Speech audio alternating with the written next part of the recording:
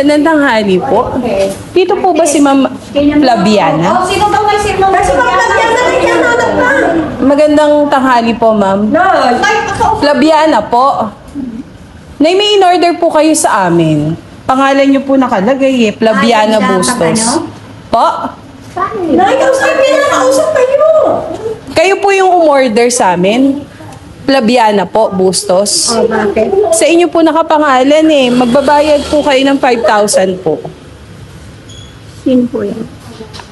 Meron pong ano po doon eh. May box po doon nakapangalan po sa inyo. Ano daw in order?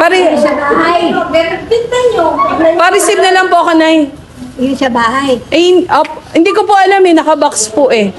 Hindi kasi ano yun. Halika nga ganyan ka ng ganyan eh. Wala, isa ka rin. Ay, may in-order na kayo. Tignan na po. Sino mga kilala mo? Kaya naman ibig sabihin kasi,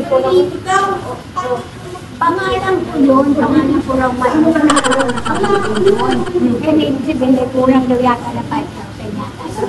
O ngayon, ano yung sasabihin? Di ba sila buwan na kapatid? Oo. Ano gagawin natin? Pa-receive na lang po ako, Nay. Pa-receive na lang po ako. I-receive na lang namin, nanay. Happy birthday po. Happy birthday to you.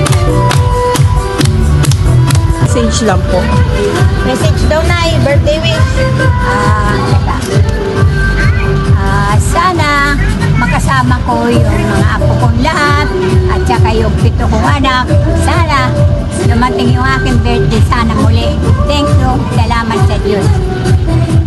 Si ate muna. Message. Habang buhay pa para pupunta tayo ibang bansa. Ay, salamat. Salamat. Kiss mo kay mama nanay.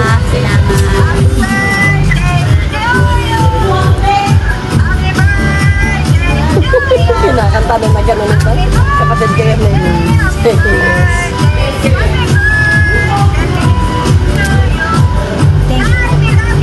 Thank you, anak. Love you, love you, love you. To kayong tatlo. Love you, love you. Message ko sa'yo, Nay. Siguro sa lahat naman ng ano, pare-parehas lang naman kami na gusto namin magkaroon ng magandang kalusugan. Yun lang. English mo raw. Sana medyo bawas-bawasan na natin na yung ano, yung kakaisip sa mga bagay-bagay para hindi kayo stress. Yun lang. Hi, Nanay. Happy birthday. A wish ko sa iyo sana maging mas malusog at malakas pa kayo dahil uuwi pa ako sa mga susunod na taon. Sana di ka magkulit dyan at always be happy. Ipag-pray mo ako at mga anak ko. Love ka namin. Happy birthday.